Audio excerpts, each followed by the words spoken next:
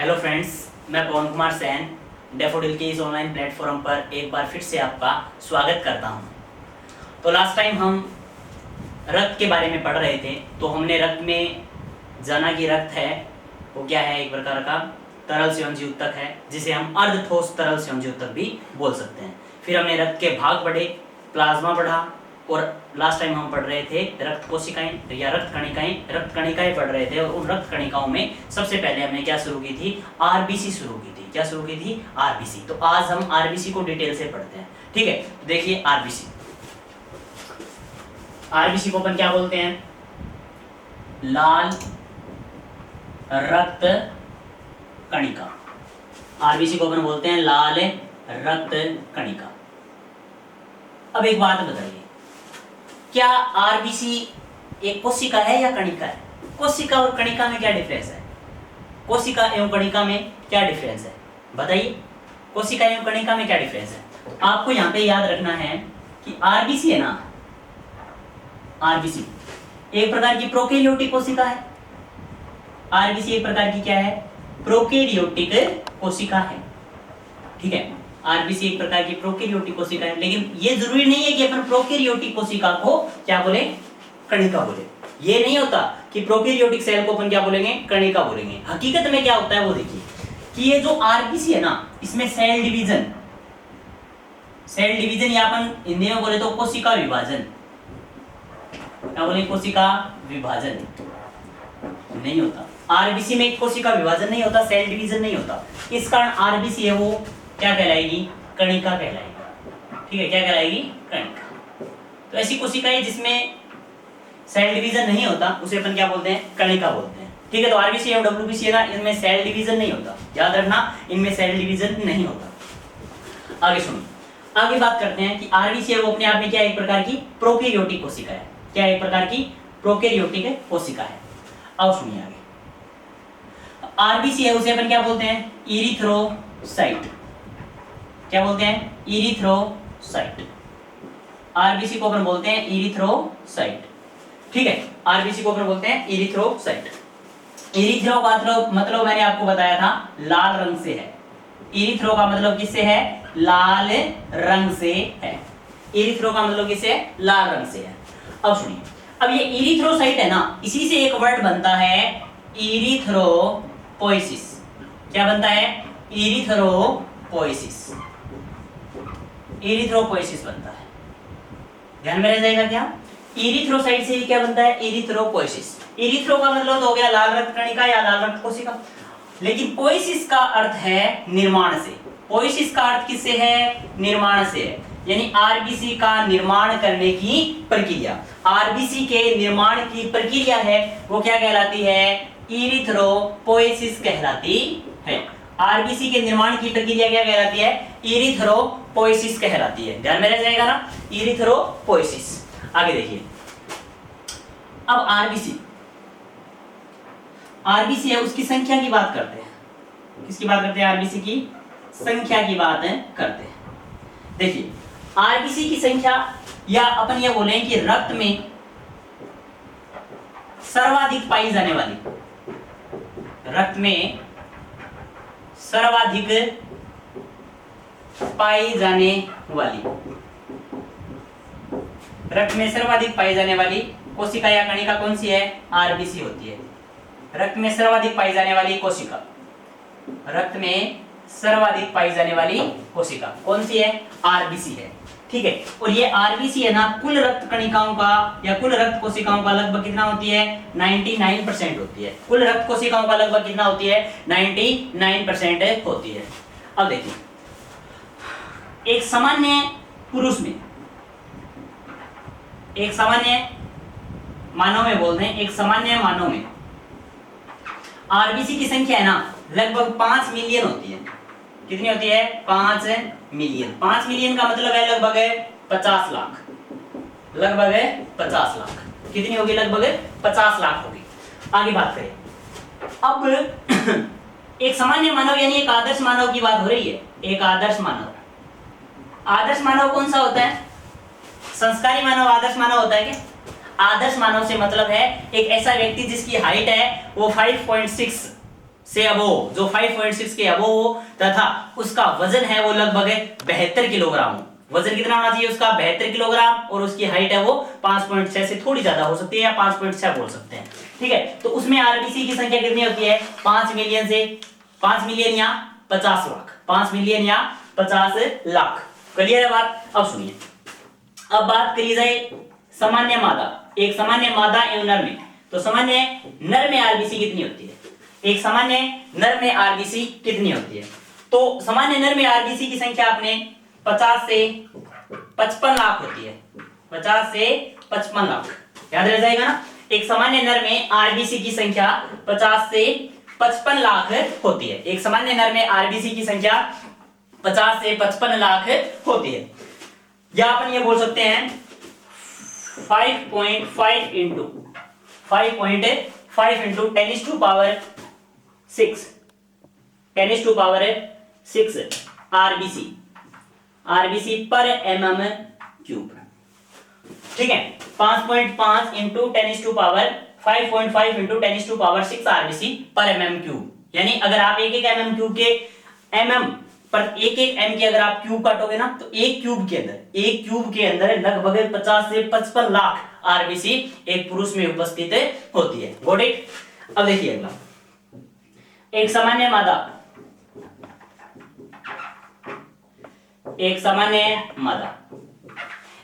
मादा है, उसमें आरबीसी की संख्या लगभग 45 से 50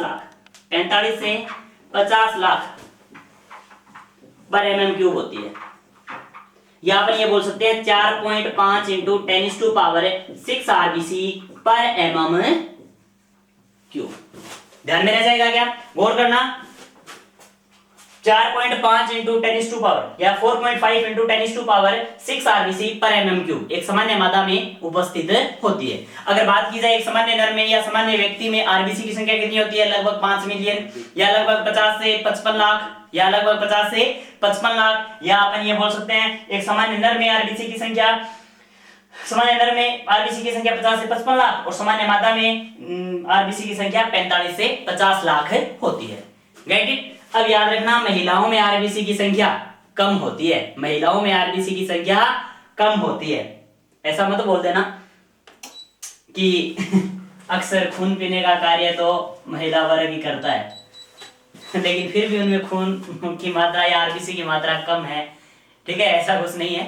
ठीक है, उनकी जरूरत के हिसाब से उनमें आरबीसी की संख्या या रक्त की संख्या थोड़ी क्या होती है? कम होती है। ठीक है, दोबारा देखना एक बार, अपन पढ़ रहे थे आरबीसी यानी लाल रक्त कणिका। ठीक है, जो एक प्रकार की क्या है? प्रोकैरियोटिक कोशिका है, जो एक प्रकार की क्या होती है? प्रोकैरियोटिक कोशिका होती है। ठीक है, अब इसके साथ आप याद रख सकते हो कि आरबीसी है वो प्रोकैरियोटिक होती है। ठीक है, लेकिन ऊंट व लामा में आरबीसी है वो यूकेरियोटिक होती है। ऊंट व लामा में आरबीसी है वो क्या होती है? यूकेरियोटिक होती है। ठीक है, फिर मैंने आपको बताया इसे अपन कणिका बोलते हैं क्योंकि आरबीसी में सेल डिवीजन नहीं पाया जाता। फिर मैंने आपको बताया आरबीसी को अपन इरिथ्रोसाइट बोलते हैं। आरबीसी को अपन क्या बोलते हैं? इरिथ्रोसाइट बोलते हैं। इरिथ्रोसाइट बोलते हैं तो इसी से एक शब्द बनता है इरिथ्रोपोइसिस। क्या बनता है? इरिथ्रोपोइसिस। अब ये जो इरिथ्रो है ना, ये आरबीसी को इंडिकेट करता है, और पोइसिस है वो निर्माण प्रक्रिया को इंडिकेट करता है। पोइसिस है वो निर्माण प्रक्रिया को इंडिकेट करता है। ध्यान देना, पोइसिस है वो निर्माण प्रक्रिया को इंडिकेट करता है। तो इससे क्या होता है? तो कुल मिलाकर अपन क्या बोलेंगे? आरबीसी के निर्माण की प्रक्रिया, आरबीसी के निर्माण की प्रक्रिया क्या कहलाती है? इरिथ्रोपोइसिस कहलाती है। आरबीसी के निर्माण की प्रक्रिया इरिथ्रोपोइसिस कहलाती है। अब आरबीसी की संख्या है, इसके ऊपर कई बातें आती है, वो देखो कैसे है कि रक्त में सर्वाधिक पाई जाने वाली रक्त कणिका या रक्त कोशिका कौन सी होती है? आरबीसी होती है, जो कुल रक्त कोशिकाओं का लगभग 99% होती है। ठीक है, और एक सामान्य मानव या एक आदर्श मानव में आरबीसी की संख्या लगभग 50 लाख होती है, या 5 मिलियन बोल सकते हैं। ठीक है, 5 मिलियन पर mm क्यूब, 5 मिलियन पर mm क्यूब, याद रख लेना। ठीक है, उसके बाद में एक सामान्य नर है, उसमें आरबीसी की संख्या 50 से 55 लाख पर mm क्यूब, या 5.5 इंटू 10⁻⁶ आरबीसी पर mm क्यूब होती है। ठीक है, फिर एक सामान्य मादा में आरबीसी की संख्या 45 से 50 लाख पर mm क्यूब, या 4.5 इंटू 10⁻⁶ आरबीसी पर mm क्यूब। अब एक इंपॉर्टेंट बात और बता दीजिए, आरबीसी की संख्या किससे ज्ञात करते हैं? आरबीसी की संख्या किससे ज्ञात करते हैं? तो आपको याद रखना है हीमोसाइटोमीटर, हीमोसाइटोमीटर, हीमोसाइटोमीटर से आरबीसी की संख्या, हीमोसाइटोमीटर से आरबीसी की संख्या काउंट की जाती है, हीमोसाइटोमीटर से आरबीसी की संख्या काउंट की जाती है। क्लियर है बात? यहां तक कोई प्रॉब्लम है तो आप पूछ सकते हो। ठीक है, अब आगे बात करते हैं अपन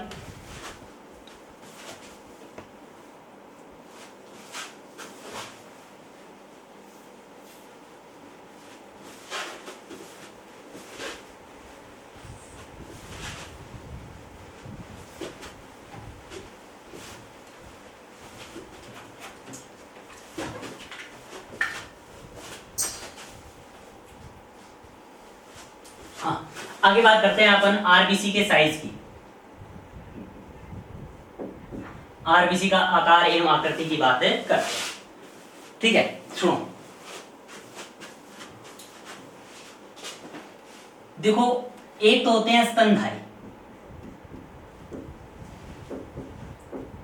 एक तो होते हैं स्तनधारी, ठीक है, और 2 नंबर पे होते हैं उभयचर। एक तो होते हैं स्तनधारी और एक होते हैं उभयचर, समझ गए ना? अब स्तनधारी है ना, इनमें आरबीसी होती है प्रोकैरियोटिक, इनमें आरबीसी क्या होती है? प्रोकैरियोटिक। स्तनधारियों में आरबीसी क्या होती है? प्रोकैरियोटिक होती है, अर्थात स्तनधारियों में उपस्थित आरबीसी है उसके अंदर क्या उपस्थित नहीं होता? केंद्रक उपस्थित नहीं होता। अब यहां पे आपको ध्यान में रखना है, ऊंट व लामा, ऊंट व लामा, लामा वो लोग ऊंट जैसा ही प्राणी है, ठीक है ना? ऊंट व लामा, ऊंट व लामा में आरबीसी कैसी होती है? यूकेरियोटिक होती है। ऊंट व लामा में आरबीसी यूकेरियोटिक होती है, ऊंट व लामा में आरबीसी यूकेरियोटिक होती है। अब देखो, जो उभयचर होते हैं ना, इनमें आरबीसी हमेशा क्या होती है? यूकेरियोटिक होती है। उभयचर है उनमें आरबीसी कैसी होती है? यूकेरियोटिक होती है, याद रह जाएगा ना?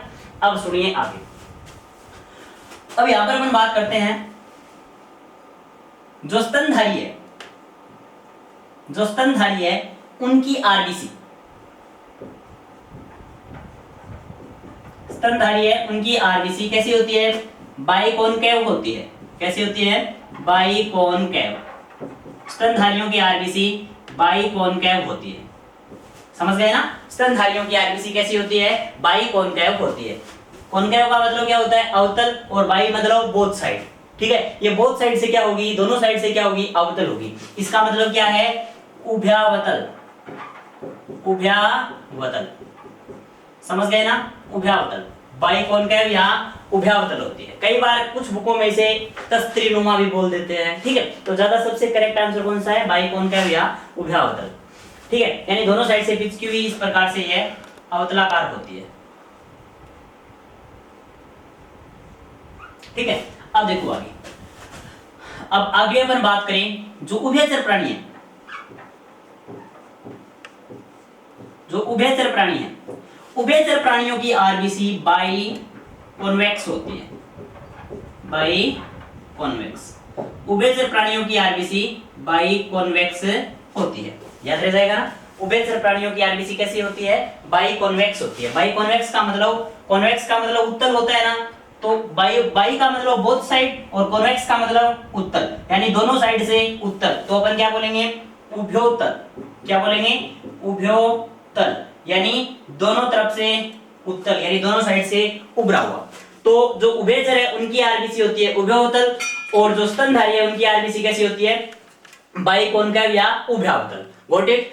अब देखो आगे क्या याद रखना है, दोबारा सुनना एक बार। स्तनधारियों में आरबीसी प्रोकैरियोटिक होती है, उभयचरों में आरबीसी यूकेरियोटिक होती है। स्तनधारियों में आरबीसी प्रोकैरियोटिक होती है और उभयचरों में आरबीसी यूकेरियोटिक होती है। ऊंट व लामा है वो स्तनधारी होते हुए भी, स्तनधारी समझते हो ना? स्तनधारी जिनके स्तन पाए जाते हैं, वे जीव जो अपने बच्चों को दूध पिलाते हैं, अपने स्तनपान करवाते हैं, उन्हें अपन क्या बोलते हैं? स्तनधारी। और इस दुनिया का सबसे बड़ा स्तनधारी कौन है? इस दुनिया का सबसे बड़ा स्तनधारी कौन है? बताइए, इस दुनिया का सबसे बड़ा स्तनधारी ब्लू व्हेल, समझ गए ना, इस दुनिया का सबसे बड़ा स्तनधारी है ब्लू व्हेल। ठीक है, ऊंट व लामा में आरबीसी कैसी होगी, यूकेरियोटिक होगी। और उभयचर इनमें भी आरबीसी कैसी होती है, यूकेरियोटिक होती है। उभयचर समझते हो ना, जो जल एवं स्थल दोनों पर रह सकते हैं, जो जल में भी रह सकते हैं और स्थल में भी रह सकते हैं। फॉर एग्जांपल मेंढक, क्लियर है ना, मेंढक, कछुआ, ये सब क्या है, उभयचर है। अब जो स्तनधारी हैं उनकी आरबीसी बाइकॉन्वेव या उभयोतल होती है, और जो उभयचर हैं उनकी आरबीसी बाइकॉन्वेक्स या उभयोतल होती है, बाइकॉन्वेक्स या उभयोतल होती है। अब बात की जाए सबसे बड़ी आरबीसी, सबसे बड़ी आरबीसी, और फिर बात की जाए सबसे छोटी आरबीसी। सबसे बड़ी आरबीसी और सबसे छोटी आरबीसी। अब सबसे बड़ी आरबीसी होती है, आपको याद रखना है किसकी, उभयचर है ना, इनकी उभयचरों की आरबीसी सबसे बड़ी होती है। उभयचरों की आरबीसी क्या होती है, सबसे बड़ी। सबसे बड़ी आरबीसी किसकी होती है, उभयचरों की होती है। लेकिन आपको याद रखना है वह स्तनधारी जिसकी आरबीसी सबसे बड़ी होती है, ठीक है ना, स्तनधारी जिसकी आरबीसी सबसे बड़ी होती है, तो आपको याद रखना है हाथी। तो आपको क्या याद रखना है, हाथी। स्तनधारियों में सबसे बड़ी आरबीसी किसकी होती है, हाथी की होती है। और वैसे जीवों में सबसे बड़ी आरबीसी किसकी होती है, बताइए, जीवों में सबसे बड़ी आरबीसी होती है अपने उभयचरों की। क्लियर है। अब बात करते हैं सबसे छोटी आरबीसी की। किसकी बात करें, सबसे छोटी आरबीसी। तो सबसे छोटी आरबीसी होती है, वो होती है कस्तूरी मरक की, कस्तूरी मरक, समझ गए ना, कस्तूरी मरक। सबसे छोटी आरबीसी किस प्रकार की होती है, कस्तूरी मरक की होती है। आपने सुना होगा ना, कस्तूरी मरक है ना, उससे उसमें कैंथेरॉइड, कस्तूरी मरक से कैंथेरॉइड औषधि का उत्पादन होता है, सुना होगा आपने, कैंथेरॉइड औषधि, कैंथेरॉइड औषधि बनती है। ठीक है, ये कैंथेरॉइड औषधि है जो सौंदर्य प्रसाधन में प्रयुक्त होती है। ठीक है, यौन वर्धक मानी जाती है इसे। इस प्रकार की कई बातें हैं जो थोड़ी थोड़ी आप याद रख सकते हो। ठीक है, कस्तूरी मरक के बारे में आपने सुना होगा। और वैसे कक्षा 6 में कस्तूरी मरक की कहानी लगती थी, एक राजा था उसके साथ, ठीक है, उसने शिकार किया गया वगैरह, वही कस्तूरी मरक है। बोला जाता है कि इसके अंदर से स्मेल है ना, वो बहुत अच्छी आती है। अब आगे देखिए, ठीक है, तो हम बात कर रहे थे साइज की। तो स्तनधारी है उनकी आरबीसी प्रोकैरियोटिक होती है, उभयचर है उनकी आरबीसी यूकैरियोटिक होती है, ऊंट व लामा में आरबीसी यूकैरियोटिक होती है, और स्तनधारियों में आरबीसी का शेप एवं आकृति है वो किस प्रकार की होगी, बाइकॉन्केव या बाइकॉन्वेक्स, बाइकॉन्केव या उभयोतल होती है। और उभयचरों में आरबीसी बाइकॉन्वेक्स या उभयोतल होती है, बाइकॉन्वेक्स या उभयोतल होती है। क्लियर है बात। अब सुनिए, अब सबसे बड़ी आरबीसी अपने उभयचरों की होती है, और स्तनधारियों में सबसे बड़ी आरबीसी हाथी की होती है। ठीक है, और सबसे छोटी आरबीसी किसकी होती है, कस्तूरी मरक की होती है। समझ गए ना, किसकी होती है, कस्तूरी मरक की। क्लियर है। आगे बात करते हैं,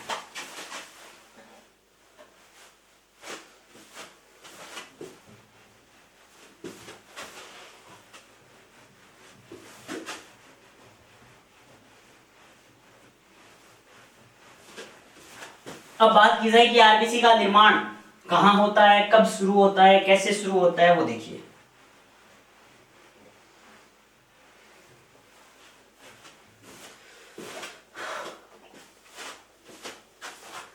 अब आरबीसी का निर्माण, बड़ी इंपॉर्टेंट बातें बताऊंगा, थोड़ा ध्यान से सुनना। आरबीसी का निर्माण, बताइए आरबीसी का निर्माण कब शुरू होता है, आरबीसी का निर्माण कब शुरू होता है, आरबीसी का निर्माण कब शुरू होता है। देखिए, आपको पता है शुरुआत में जब शुक्राणुओं और शुक्राणुओं की रेस होती है, तो शुक्राणुओं या अंडाणुओं के मिलने से क्या बनता है, युग्मनज बनता है। क्या बनता है, युग्मनज बनता है ना, बनता है नहीं बनता। और युग्मनज से क्या बनता है, पित्तक बनता है। सुना होगा आपने, युग्मनज से क्या बनता है, पित्तक। पित्तक जानते होगा, जिसे योल्क बोलते हैं अपन। क्या बोलते हैं, योल्क, पित्तक। याद कीजिए, आपने अंडा खाया होगा कभी, खाया है क्या अंडा, हैं? आजकल आपने सुना होगा कि मांस और अंडे का सेवन वो लोगों ने कम कर दिया है। क्यों, क्योंकि जय कोरोना, कोरोना के डर के कारण ना लोगों ने अंडे का सेवन है वो क्या कर दिया है, कम कर दिया है। यहाँ तक कि लाखों की संख्या में अंडे है ना वो कूड़े पर फेंक दिए लोगों ने। क्यों? क्योंकि उन्हें खाता तो कोई है नहीं, इसलिए उनका सेवन क्या कर दिया है? बंद कर दिया, क्योंकि जिंदगी सबको प्यारी है। लेकिन आपको बता दूं, अंडों से कोरोना नहीं हो रहा है, ठीक है। कोरोना अगर इफेक्टेड कोई थिंग है उसके टच में आएंगे, या कोई इफेक्टेड पर्सन है उसके टच में आएंगे, तभी होगा। इसलिए सरकार के द्वारा बताई गई गाइडलाइन का पालन करें, कर रहे हैं, सुरक्षित रहें। और आपकी तैयारी के लिए हम लगातार आपसे जुड़े हुए हैं। अगर आपको किसी भी प्रकार की प्रॉब्लम है तो आप हमें बोलिए, आपकी प्रॉब्लम का निदान होगा, पढ़ाई से संबंधित, ठीक है। कभी आप राशन डिलीवरी करवा लो कि हमें राशन की जरूरत है, बोल सकते हो, कोई बात नहीं। ऐसा है क्या? कोई सरकार है आपकी सेवा के लिए, उस काम के लिए सरकार है, चिंता मत कीजिए। लेकिन अगर आपको स्टडी से संबंधित कोई प्रॉब्लम है तो आप बाकायदा बोल सकते हैं। आगे अंडा है, और जब अंडे को आप बॉईल करते हो, गर्म करते हो या फिर उबाल लेते हो, तो उसमें एक इस प्रकार से चारों ओर तो सफेद पदार्थ होता है और बीच में यहाँ पर पीले रंग का पदार्थ होता है। यहाँ पर बीच में क्या होता है? पीले रंग का पदार्थ होता है, समझ गए ना? अब ये जो पीले रंग का पदार्थ है ना, ये होता है पित्तक। ये क्या होता है? पित्तक या योल्क। ये क्या होता है? पित्तक या योल्क होता है। और इसके चारों ओर का ये जो सफेद पार्ट है ना, ये क्या करता है? इस योल्क को पोषण प्रदान करता है। इस योल्क को पोषण प्रदान करने के लिए होता है। और इस पित्तक से किसका निर्माण होता है? जीव का निर्माण होता है। इस पित्तक से किसका निर्माण होता है? जीव का निर्माण होता है। क्लियर है? अब देखिए, अब ये पित्तक ऐसे जीव का निर्माण होता है, तो आपको याद रखना है, शुरुआत में आरबीसी का निर्माण किससे शुरू होता है? पित्तक से शुरू होता है। प्रारंभ में आरबीसी का निर्माण किससे शुरू होता है? पित्तक से शुरू होता है। क्लियर है बात? प्रारंभ में आरबीसी का निर्माण किससे शुरू होता है? पित्तक या योलक से शुरू होता है। अब देखिए, पित्तक है, पित्तक के बाद एक दो अवस्थाएं और आती है जो घूर्णी अवस्थाओं में हम पढ़ लेंगे। उसके बाद आती है एक भ्रूणावस्था। क्या आती है? भ्रूणावस्था। भ्रूणावस्था। तो भ्रूणावस्था में आरबीसी का निर्माण कहां होता है? भ्रूणावस्था में आरबीसी का निर्माण कहां होता है बताइए? भ्रूणावस्था में आरबीसी का निर्माण इतने में लीवर डेवलप हो जाता है, और साथ में क्या डेवलप हो जाती है? स्प्लीन, जिसे अपन क्या बोलते हैं? स्प्लीन को क्या बोलते हैं? प्लीहा, या इसका दूसरा नाम क्या है? तिल्ली। स्प्लीन, प्लीहा या तिल्ली।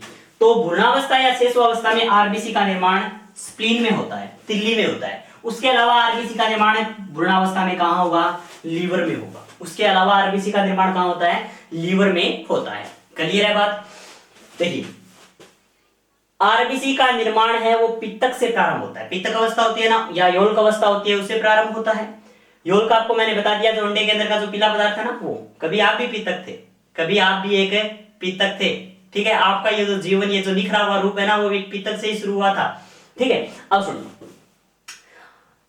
मैं भी पित्तक था, कोई बड़ी बात नहीं है, सब पित्तक थे। सबकी शुरुआत योल्क से हुई है, और आरबीसी की शुरुआत भी कहां से हुई थी? योल्क या पित्तक से हुई थी।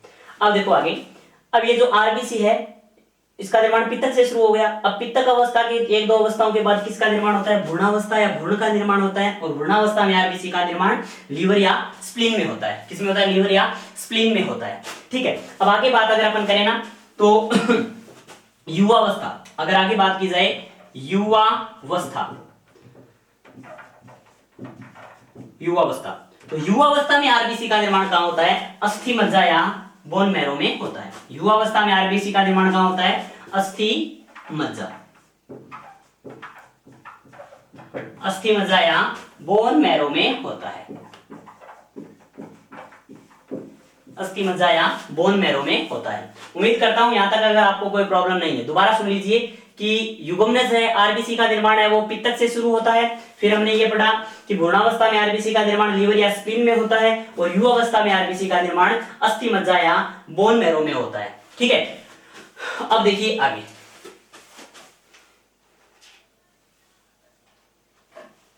आगे पर बात करेंगे कि आरबीसी है वो उसके निर्माण में सहायक विटामिन कौन से हैं?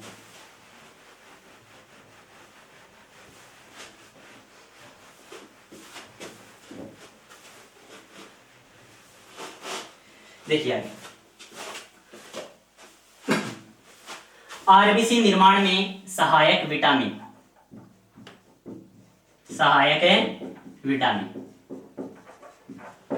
आरबीसी निर्माण में सहायक विटामिन, सर्वाधिक सहायक विटामिन है विटामिन B12।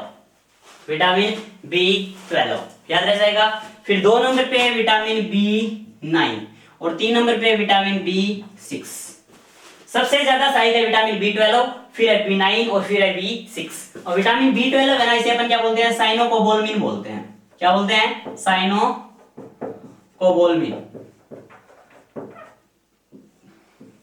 साइनोकोबालामिन बोलते हैं। अब B9 इसे क्या बोलते हैं, फोलिक एसिड बोलते हैं, फोलिक एसिड, क्या बोलते हैं, फोलिक एसिड, ठीक है। और vitamin B6 pyridoxine, vitamin B6 क्या हो गया, पायरोडॉक्सिन। ये सब के सब क्या है, आरबीसी निर्माण में सहायक है विटामिन है। ये तीनों के तीनों क्या करते हैं, आरबीसी का निर्माण करते हैं। अब देखिए आगे, आरबीसी का रंग कैसा होता है, आरबीसी का रंग कैसा होता है,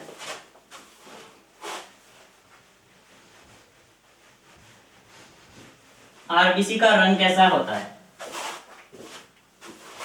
आरबीसी का रंग, आरबीसी का रंग होता है लाल होता है ना, लाल। और किसके कारण होता है ये लाल रंग, हीमोग्लोबिन के कारण। किसके कारण होता है, हीमोग्लोबिन के कारण। आरबीसी का रंग लाल है ना, वो हीमोग्लोबिन नामक एक पिगमेंट या एक वर्णक होता है, उसके कारण आरबीसी का रंग कैसा होता है, लाल होता है। अब ये जो हीमोग्लोबिन है ना, ये दो शब्दों से मिलकर बना है, एक तो हिम प्लस एक है ग्लोबिन, एक तो हिम और एक है ग्लोबिन। अब ये जो हिम है ना, वो तो या हिमो बोल दे, ये तो किसका सूचक है, आयरन या फेरस समूह का सूचक है, आयरन या फेरस समूह का सूचक है। और ग्लोबिन है ना, वो किसका सूचक है, एक प्रोटीन का सूचक है। किसका सूचक है, एक है प्रोटीन का सूचक है। हिमो है वो तो आयरन का सूचक है और ग्लोबिन है वो क्या है, एक प्रोटीन का सूचक है। यानी ग्लोबिन है वो प्रोटीन को इंडिकेट करता है और हिमो है वो आयरन को इंडिकेट करता है, ठीक है। अब देखिए, एक बार पूछा गया क्वेश्चन है कि हीमोग्लोबिन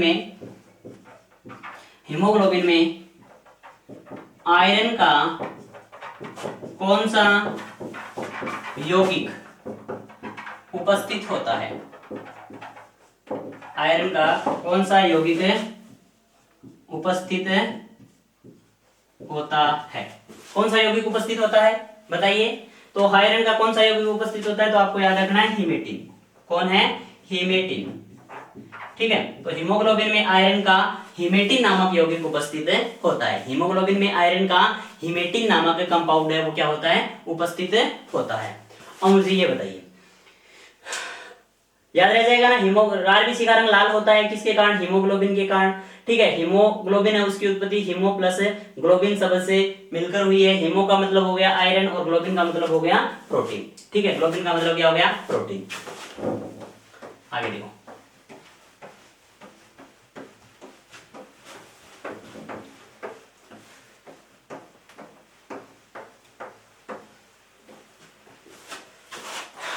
अब ये हीमोग्लोबिन है ना, इसका वास्तविक रंग Hb है, इसका वास्तविक रंग,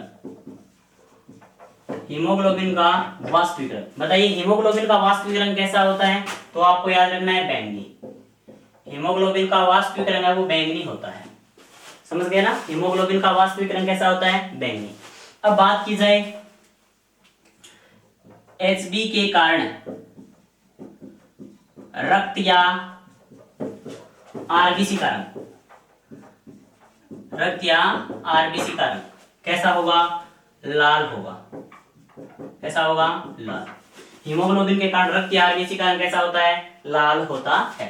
आगे बात करते हैं कि जो हीमोग्लोबिन पिगमेंट है अगर वो ऑक्सीजन युक्त हो, यानी ऑक्सीजन युक्त हीमोग्लोबिन का रंग, समझ गए। जब ऑक्सीजन, आपको पता है कि हीमोग्लोबिन आरबीसी वो क्या करती है, ऑक्सीजन कैरी करती है नहीं करती, वो किसकी सहायता से होता है, हीमोग्लोबिन की सहायता से होता है, ठीक है। तो हीमोग्लोबिन क्या करता है, ऑक्सीजन को कैरी करने का कार्य करता है। और ऑक्सीजन को कैरी किस प्रकार से करता है कि ये एक हीमोग्लोबिन का जो मॉलिक्यूल है वो क्या करता है, 4 ऑक्सीजन के मॉलिक्यूल का परिवहन करता है, किसके रूप में, ऑक्सो हीमोग्लोबिन के रूप में। मैं बता दूंगा आपको आगे, एक बार सुनिए आप, ठीक है। हाँ, तो ऑक्सीजन युक्त हीमोग्लोबिन का रंग या ऑक्सो हीमोग्लोबिन का रंग कैसा होगा, गहरा लाल होता है जी। कैसा होता है, गहरा लाल, गहरा लाल होता है। याद रह जाएगा। ऑक्सीजन युक्त हीमोग्लोबिन का रंग कैसा होता है? गहरा लाल होता है। अब आगे बात करें CO2 युक्त हीमोग्लोबिन। CO2 युक्त हीमोग्लोबिन का रंग, CO2 युक्त हीमोग्लोबिन का रंग कैसा होता है? नीला या बैंगनी होता है। यानी जब ये CO2 के संपर्क में आ जाता है या रक्त में CO2 की मात्रा ज्यादा होती है, ऑक्सीजन कम होती है, उस कंडीशन में इसका रंग नीला या हरा हो जाता है। इस कंडीशन में उसका रंग कैसा हो जाता है? नीला या हरा हो जाता है। अब मैंने आपको हीमोग्लोबिन से संबंधित रंग के बारे में जितने भी प्रश्न बनते हैं वो सारे के सारे बता दिए हैं। इन चारों प्रश्नों को दोबारा सुनिए। हीमोग्लोबिन है, उसके कारण रक्त का रंग लाल होता है। हीमोग्लोबिन का वास्तविक रंग बैंगनी होता है और हीमोग्लोबिन के कारण रक्त या आरबीसी का रंग लाल होता है। ऑक्सीजन युक्त हीमोग्लोबिन या ऑक्सो हीमोग्लोबिन का रंग गहरा लाल होता है। ऑक्सो हीमोग्लोबिन समझते हो ना आप? HbO2 की होल 4 आइज, ठीक है, ऑक्सो हीमोग्लोबिन, जिसके रूप में हीमोग्लोबिन क्या करता है? ऑक्सीजन को कैरी करता है या एक स्थान से दूसरे स्थान तक या शरीर में ऑक्सीजन का परिवहन करता है। उसका रंग गहरा लाल होता है। और CO2 युक्त हीमोग्लोबिन का रंग नीला या हरा होता है। CO2 युक्त हीमोग्लोबिन का रंग नीला या हरा होता है। आगे देखिए,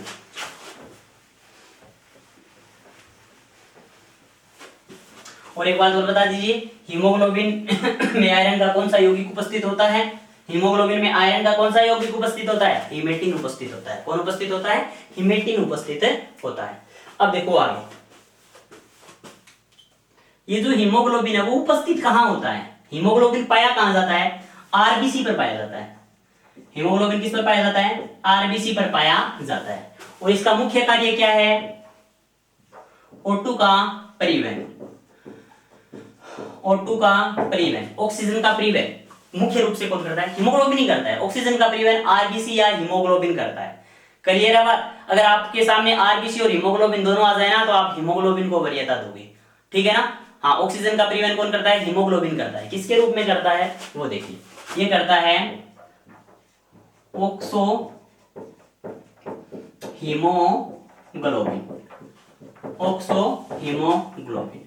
और ये जो आपके सामने ऑक्सो हीमोग्लोबिन है ना, इसका कलर कैसा होता है बताइए दोस्तों? कैसा होता है इसका कलर? रेड होता है या गहरा रेड होता है? हैवी रेड, गहरा लाल रंग होता है। ऑक्सी हीमोग्लोबिन हो गया आपके सामने HbO2 की होल 4 आइज, ठीक है। इसके रूप में यह क्या करता है? ऑक्सीजन का परिवहन करता है। कैसे करता है वो देखिए, जैसे एक ही है हीमोग्लोबिन है और इसके साथ 4 ऑक्सीजन के अणु जुड़ेंगे, क्या बनेगा? HbO2 की होल 4 आइज, ठीक है। ये है जी ऑक्सो हीमोग्लोबिन, जिसका रंग मैंने आपको कैसा बताया था? गहरा लाल।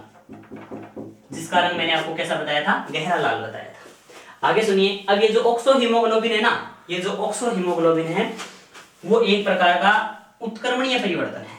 इसका निर्माण है वो किस प्रकार का परिवर्तन है? उत्क्रमणीय परिवर्तन है। समझ गए ना? उत्क्रमणीय परिवर्तन का मतलब समझते हो क्या?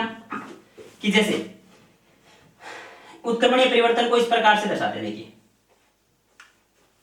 समझ गए ना?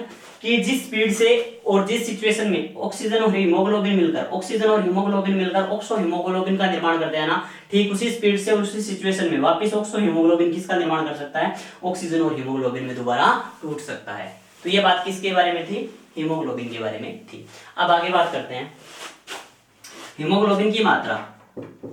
एक सामान्य पुरुष है उसमें या एक सामान्य मानव में आरबीसी, सामान्य मानव में हीमोग्लोबिन कितना होना चाहिए? तो आपको याद रखना है 15 ग्राम प्रति 100 ml, 15 ग्राम पर 100 ml, यानी 100 ml ब्लड के पीछे ना 15 ग्राम हीमोग्लोबिन होना चाहिए। समझ गए ना? 100 ml ब्लड के पीछे 15 ग्राम हीमोग्लोबिन होना चाहिए।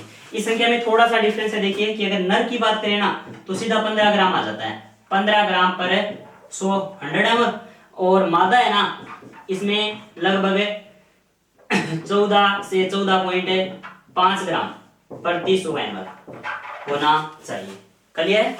देखिए, मानव में हीमोग्लोबिन की मात्रा सामान्य मात्रा है 15 ग्राम प्रति 100 ml प्रति 100 ml, या फिर अपन बात करें नर है उसमें 15 ग्राम पर 100 ml, या मादा है उसमें हीमोग्लोबिन की मात्रा पुरुषों की अपेक्षा थोड़ी क्या होती है? कम होती है। महिलाओं में रक्त मान लो या आरबीसी मान लो या हीमोग्लोबिन मान लो, वो हमेशा पुरुषों की अपेक्षा थोड़ा सा क्या होता है? कम होता है। दिमाग में थोड़ा कम होता है कि नहीं? दिमाग तो नहीं होता कम लेकिन आरबीसी या रक्त की बात करें ये थोड़ी सी संख्या में क्या होती है? कम होती है, ठीक है। तो जो मादा है उनमें रक्त उनमें आरबीसी के ऊपर हीमोग्लोबिन की मात्रा 14 से 14.5 ग्राम प्रति 100 ml होती है। याद रह जाएगा ना। अब एक इंपॉर्टेंट क्वेश्चन और बता दीजिए, जो हीमोग्लोबिन है उसकी मात्रा किस यंत्र से ज्ञात की जाती है या किससे ज्ञात की जाती है? जिस प्रकार हमने आरबीसी की संख्या हीमोसाइटोमीटर से ज्ञात की थी ना। हाँ, आरबीसी की संख्या किससे ज्ञात करते हैं? हीमोसाइटोमीटर से ज्ञात करते हैं। आरबीसी की संख्या हीमोसाइटोमीटर से ज्ञात करते हैं, ठीक उसी प्रकार हीमोग्लोबिन की मात्रा हीमोग्लोबोमीटर से ज्ञात की जाती है। किससे ज्ञात की जाती है?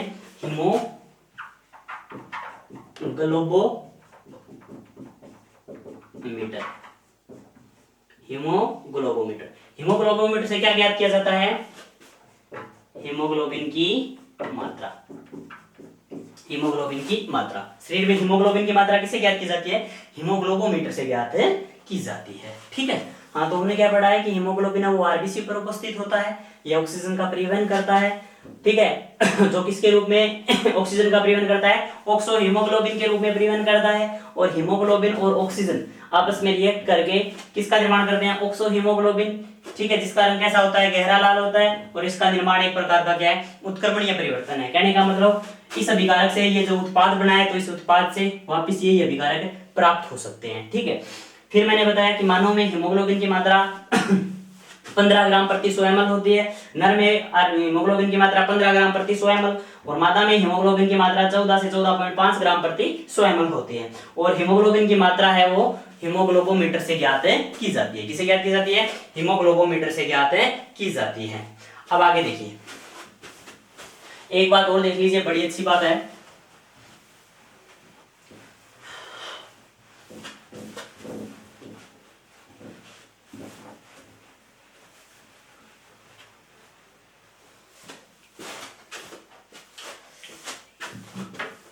देखो, ऊंचाई पर रहने वाले लोग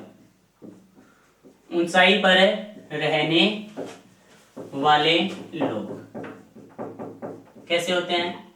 लाल रंग के दिखाई देते हैं। टमाटर जैसे गाल उनके लाल लाल होते हैं, उनके गालों में टमाटर जैसे लाल लाल होते हैं। जो ऊंचाई पर पहाड़ों पर रहते हैं ना लोग, उनमें उनके चेहरे का रंग है ना वो लाल होता है, उनकी त्वचा लाल रंग की हो जाती है। जिसका कारण क्या है? कि जैसे जैसे हम पृथ्वी तल से ऊंचे बढ़ते हैं, ऊंचाई की ओर बढ़ते हैं, जैसे जैसे हम पृथ्वी तल से ऊंचाई बढ़ती है, वैसे वैसे आपको पता है वायु दाब क्या हो जाता है? कम हो जाता है। यानी अपन ये बात करें इस प्रकार से कि जैसे जैसे ऊंचाई बढ़ेगी वैसे वैसे वायु दाब क्या होगा?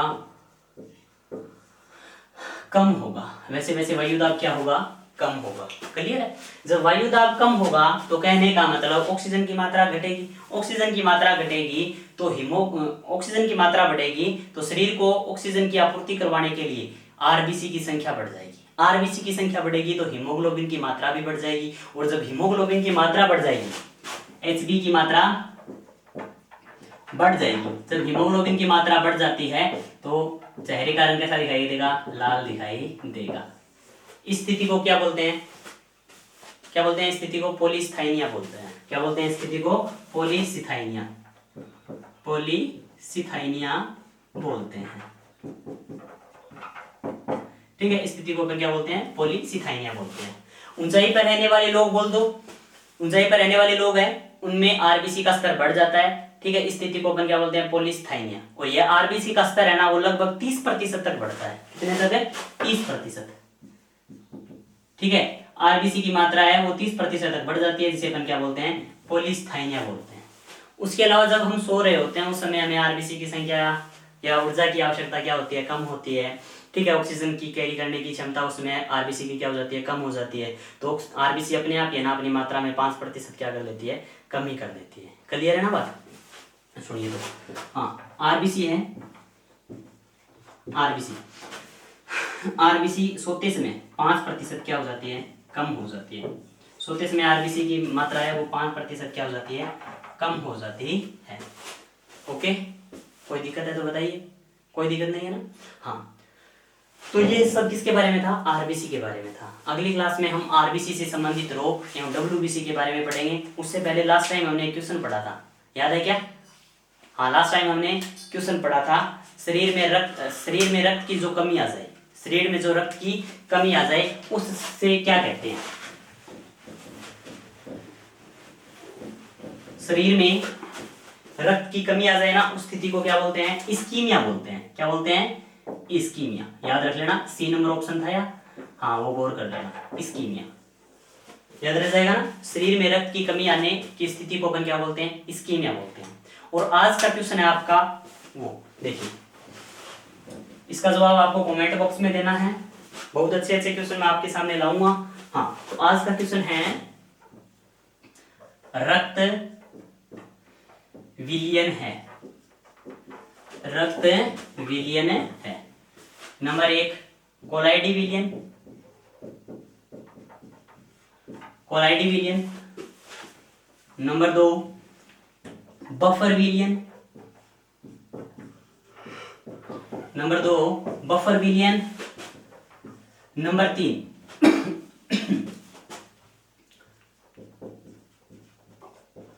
लवणीय विलयन। और नंबर 4 अगर अपन बोलते हैं जेली, नंबर 4 अपन बोलते हैं जेली।